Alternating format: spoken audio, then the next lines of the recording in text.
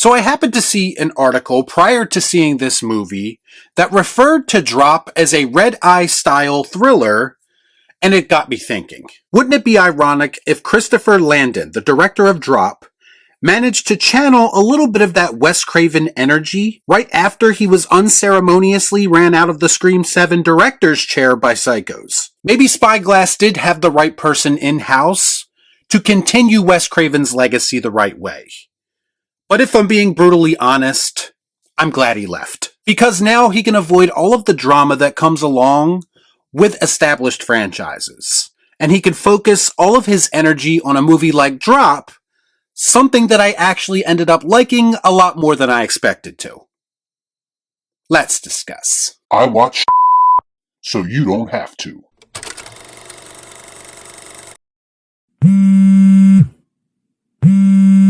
Before I get started, I'd like to kindly ask that you hit the like button and please subscribe to the channel for more content just like this. What are you waiting for, huh? What are you waiting for? Drop follows Violet, a widowed mother who goes to an upscale restaurant to meet Henry, her charming and handsome date. However, the pleasant evening soon turns into a living nightmare when she receives phone messages or airdrops from a mysterious figure, a person who threatens to kill her young son and sister unless she kills Henry. Okay, I swear Drop is not an on-the-nose metaphor for the horrors of modern-day dating.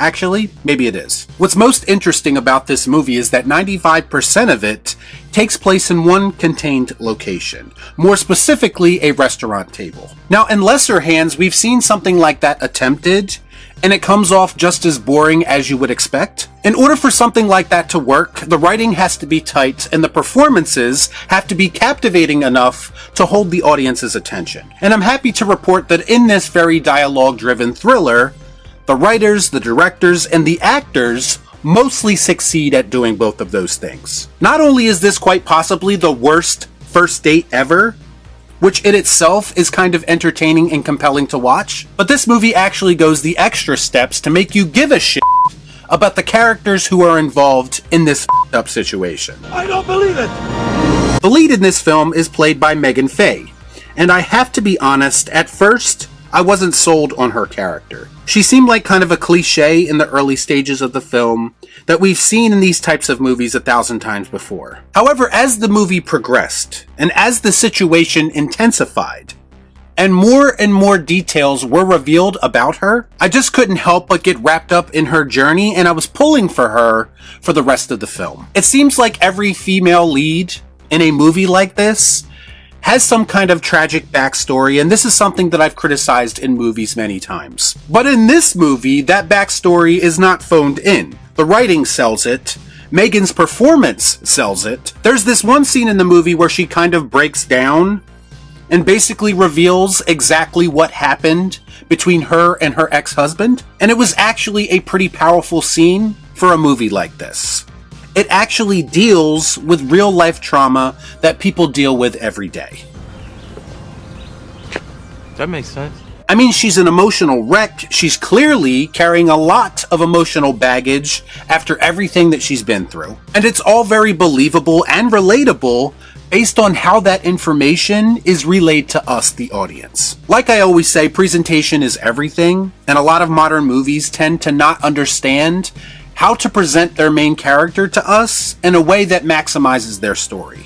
But Drop does. Her date in this film is not only one of the most patient men on the planet, he's also the nicest and probably one of the most intuitive. Let me put it this way. If this were me, I would probably have left this date before the appetizers even got there. Talk to you soon, okay? Bye! But he did stick around, and it wasn't too forced in my opinion. It kind of spoke to the persistence of his character, which makes sense the more you learn about him. The tension in this film is built around the idea that this horrific thing is happening to her in real time, in a very public place where she's surrounded by people, and yet she still feels completely isolated because she can't tell anyone what's going on. She literally has to fight through all of that and try to maintain some level of normalcy if she is going to save her son. And there are parallels to be drawn with her current situation and her past trauma dealing with an abusive relationship. They kind of do this thing a couple times in the movie visually, where the sound drops out and all of the light drops down, and it's basically just her under a spotlight. And this technique went a long way to making this situation feel even more dire, because it really accentuated how alone she actually is. Throughout the entire course of the movie, she has to fight through her fears, her insecurities, to unravel this mystery in the quickest manner possible. Help me help you. I don't know how anyone can not relate to her situation, especially when it's done this well. This movie obviously hinges mostly on its premise. This is a somewhat unique situation that I'm not entirely sure we've seen in a movie before. Modern technology is also very important in this movie because not only is it used to move the plot along, it's also used to build that tension that we talked about before. Again, in a lesser movie, the killer taunting her with airdrops and recognizable memes that we all see every single day on social media could have been a bit too on the nose. But in this case, I actually felt like it worked pretty well because they didn't overdo it like a lot of modern movies would. Incorporating modern pop culture references into a film is always a slippery slope, and I feel like Drop handled it pretty well. I like it a lot. I also like how they used the airdrop technology to kind of reverse engineer a way for her to figure out who might be doing this to her. And that's another great thing about this movie. I felt like it did a great job of keeping the audience guessing. It introduces a lot of side characters, and much to my surprise, more than a few of them were actually pretty memorable. And this was definitely a method that the movie uses to keep both the characters and the audience on their toes. Because you are never really sure who the villain is, this is a whodunit for the digital age, done in the most effective way possible. Now, I would venture a guess and say that if you sat down and really picked this movie apart, there is probably some logic gaps here and there when it comes to the villain's plan as well as the staying power of her date. Some of it could seem a bit too far-fetched and even gimmicky if you stop and think about it for too long. But here's the thing, the movie was so entertaining in other aspects that I'm able to overlook potential flaws elsewhere. Because it's all part of the plan.